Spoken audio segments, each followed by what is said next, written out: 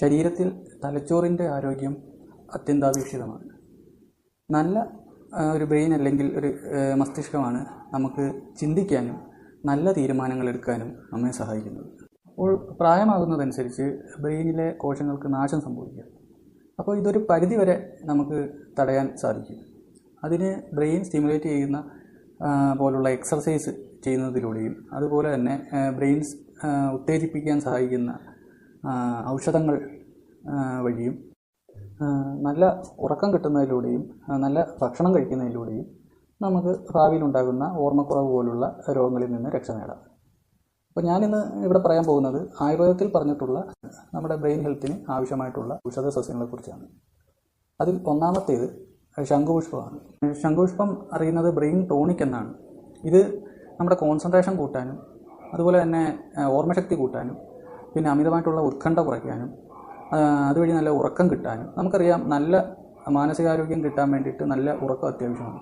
അപ്പം ഈ ശംഖുപുഷ്പം കഴിക്കുന്നതിലൂടെ നല്ല ഉറക്കം കിട്ടാനും നല്ല മാനസികാരോഗ്യം കിട്ടാനും അതുപോലെ തന്നെ ഇതിലടങ്ങിയിട്ടുള്ള കോമ്പൗണ്ട് ന്യൂറോ ട്രാൻസ്മിറ്റർ ഫംഗ്ഷൻ ഉത്തേജിപ്പിക്കുന്നതാണ് ബ്രെയിനിൽ. അപ്പോൾ അതുവഴി ഈ ബ്രെയിനിൻ്റെ ഫംഗ്ഷൻ ഉത്തേജിക്കുകയും ബ്രെയിൻ ഹെൽത്ത് കൂടുകയും ചെയ്യും. അപ്പോൾ ഇത് കഴിക്കേണ്ടത് ശംഖുപുഷ്പത്തിൻ്റെ ഒരു 10 പൂ രാത്രി വെള്ളത്തിലിട്ടതിന് ശേഷം അതിരാവിലെ ആ വെള്ളം കുടിക്കുക എന്നുള്ളതാണ്. ആ പൂവും നമുക്ക് കഴിക്കാം. അതിൻ്റെ വേര് ഉപയോഗിക്കാറുണ്ട്, പക്ഷേ നിലവിൽ ഇങ്ങനെ ചെയ്താൽ മതി. നമുക്ക് ആ പൂ ഇട്ട് ആ വെള്ളം കുടിക്കുക. ഇനി രണ്ടാമത്തേത് തുളസിയാണ്. ഇത് നമ്മുടെ ഓക്സിഡേറ്റീവ് സ്ട്രെസ്സ് കുറയ്ക്കാൻ സഹായിക്കുന്നു. അതുപോലെ തന്നെ മാനസിക സന്തുലിതാവസ്ഥ നിലനിർത്താൻ സഹായിക്കുന്നു. പിന്നെ നമ്മുടെ കോശങ്ങളുടെ നാശം തടയാനും സഹായിക്കുന്നു. അതുപോലെ തന്നെ ഈ തുളസി ഒരു സാത്വികമായിട്ടുള്ളൊരു ചെടിയായിട്ടാണ് ആയുർവേദത്തിൽ കരുതപ്പെടുന്നത്. അതുകൊണ്ട് തന്നെ ഇത് നമ്മുടെ മനസ്സിനെ ശുദ്ധിയാക്കുന്നു. അതോടൊപ്പം തന്നെ ഉയർന്ന ലെവലിലുള്ള കോർട്ടിസോൾ ലെവൽ കുറയ്ക്കുകയും അതുവഴി ഡിപ്രഷൻ, ആൻസൈറ്റി പോലുള്ള മാനസിക പ്രശ്നങ്ങൾ കുറയ്ക്കുകയും ചെയ്യുന്നു. ഇത് കഴിക്കേണ്ടത് ഒരു 10 ഇല എടുത്ത് നമ്മൾ വെള്ളം തിളപ്പിച്ച് കുടിക്കുക എന്നുള്ളതാണ്. ഇത് രാവിലെയോ വൈകിട്ടോ എപ്പോഴാണെന്ന് വെച്ചാൽ നമ്മുടെ സമയം പോലെ 10 ഇല എടുത്ത് വെള്ളം തിളപ്പിച്ച് ജസ്റ്റ് ഒന്ന് വെട്ടിത്തിളച്ച് ഒന്ന് ചൂടായി കഴിയുമ്പോഴത്തേനും ഒന്ന് തീ ഓഫാക്കി ഒന്ന് ചെറിയ ചൂടോടുകൂടി കുടിക്കുക. ഇങ്ങനെയാണ് തുളസിയുടെ ഉപയോഗം വരുന്നത്. മൂന്നാമത്തേത് ശതാവരിയാണ്. ഇത് നല്ലൊരു ബ്രെയിൻ ടോണിക്കായിട്ടാണ് അറിയപ്പെടുന്നത്. ഇത് യൗവനം നിലനിർത്താനും അതുപോലെ തന്നെ ബലം വർദ്ധിപ്പിക്കാനും നമ്മുടെ ബ്രെയിൻ ഹെൽത്തിനും നല്ലൊരു ഔഷധമാണ്. ഇതിലടങ്ങിയിട്ടുള്ള കോമ്പൗണ്ട് നമ്മുടെ ശരീരത്തിലെ എൻഡോക്രൈൻ സിസ്റ്റം സപ്പോർട്ട് ചെയ്യാനും ശരീരത്തിലെ ഹോർമോണുകൾ ബാലൻസ് ചെയ്യാനും അതുപോലെ കൂടിയ അളവിലുള്ള കോർട്ടിസോൾ ലെവൽ കുറയ്ക്കാനും ഇത് നമ്മെ സഹായിക്കുന്നു.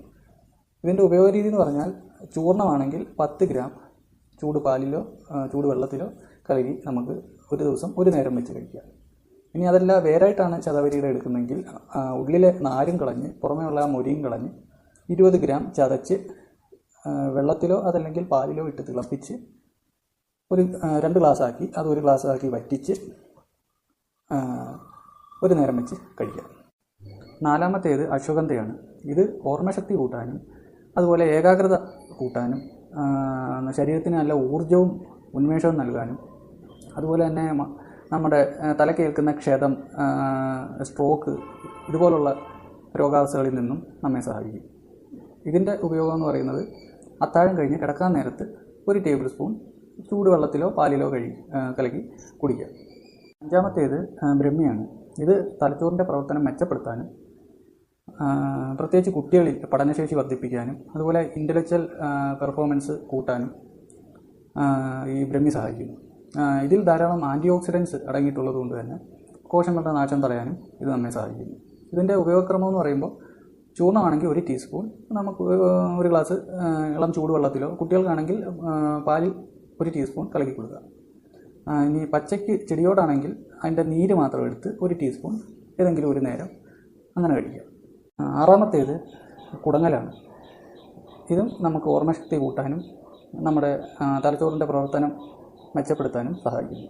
ഇതിൻ്റെ ആ ഇല തന്നെ നമ്മുടെ തലച്ചോറുമായിട്ട് സാമ്യം തോന്നുന്നതാണ് ഇതിൻ്റെ ഇല.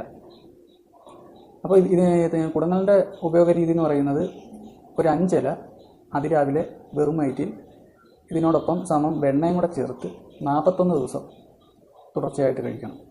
അങ്ങനെയാണ് കുടങ്ങളുടെ ഉപയോഗം വരുന്നത്. അപ്പോൾ ഞാൻ ഈ പറഞ്ഞ 5 കാര്യങ്ങൾ എല്ലാം ചെയ്യണമെന്നില്ല. നമുക്ക് പറ്റുന്ന ഏതെങ്കിലും ഒരു കാര്യം കണ്ടിന്യൂസ് ചെയ്യുക. അതിൽ കൂടുതൽ സ്ഥിരമായിട്ട് കഴിക്കണമെന്നില്ല. 41 ദിവസം വരെ കണ്ടിന്യൂ ചെയ്തിട്ട് നിർത്താം. ഇതിനോടൊപ്പം തന്നെ ചെറിയ രീതിയിലുള്ള പ്രാണായാമം ചെയ്യുന്നതിലൂടെയും അതുപോലെ തന്നെ നമ്മൾ ചെരുപ്പിടാതെ മണ്ണിൽ കൂടെ നടക്കുകയും അല്ലെങ്കിൽ പുൽത്തകിടി കൂടെ നടക്കുന്നത് ശരീരം തണുക്കാനും മനസ്സ് തണുക്കാനും അതുവഴി മാനസിക ആരോഗ്യം കിട്ടാനും സഹായിക്കും. പിന്നെ സൺലൈറ്റ്, സൂര്യപ്രകാശം കിട്ടുന്നത് നമ്മുടെ ശരീരത്തിന് ഊർജ്ജം ലഭിക്കാൻ സഹായകരമാണ്. അപ്പം അതുപോലെ തന്നെ ഹെഡ് മസാജ്, ഇത് ചെയ്യുന്നത് രക്തയോട്ടം, തലച്ചോറിലോട്ടുള്ള രക്തയോട്ടം കൂട്ടാനും സഹായിക്കുന്ന ഒരു കാര്യമാണ് ഹെഡ് മസാജ്. അതിനുവേണ്ടി നമുക്ക് ഈ ഭൃംഗരാജ, കയ്യൂന്നി അടങ്ങിയിട്ടുള്ള എണ്ണകൾ ഉപയോഗിച്ച് ഹെഡ് മസാജ് ഒരു 10-15 മിനിറ്റ് ചെയ്യുന്നത് നമ്മുടെ തലച്ചോറിൻ്റെ പ്രവർത്തനം ഉത്തേജിപ്പിക്കാൻ സഹായിക്കുന്നതാണ്. അപ്പോൾ ഈ കാര്യങ്ങളെല്ലാം ശ്രദ്ധിച്ച് ഒന്ന് ശീലിച്ചു കഴിഞ്ഞാൽ നമ്മുടെ മാനസിക ആരോഗ്യത്തിനും നമ്മുടെ തലച്ചോറിൻ്റെ ആരോഗ്യത്തിനും വളരെ ഫലപ്രദമാണ്. അപ്പോൾ പുതിയൊരു വീഡിയോയുമായി വീണ്ടും കാണാം. നന്ദി, നമസ്കാരം.